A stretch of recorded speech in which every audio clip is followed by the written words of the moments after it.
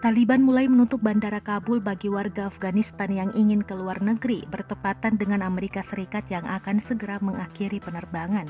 Dilansir dari Al Jazeera, pemerintah Amerika Serikat berjanji akan bekerja sama dengan Taliban untuk mengizinkan warga Afghanistan yang sempat bekerja pada pihak asing pergi setelah tenggat waktu penarikan pasukan.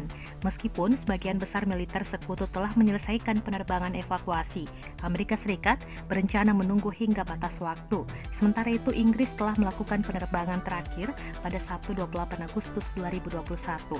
Kendati demikian, Perdana Menteri Inggris Boris Johnson mengatakan akan mengevakuasi orang-orang yang terancam oleh Taliban.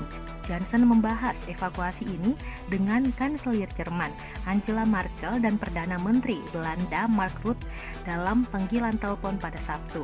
Juru bicara Taliban Zabihullah Mujahid pada Sabtu mengatakan pasukannya telah memegang beberapa posisi di bandara. Kini mereka siap mengambil alih secara damai saat pasukan Amerika Serikat keluar.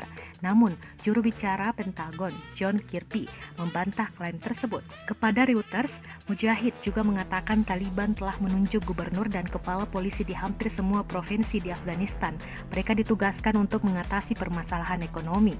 Sebelumnya, seorang juru bicara kelompok militan Taliban mengutuk serangan pesawat tak berawak Amerika Serikat kepada ISIS. Dia menyebut ada 2 wanita dan seorang anak yang terluka dalam serangan itu.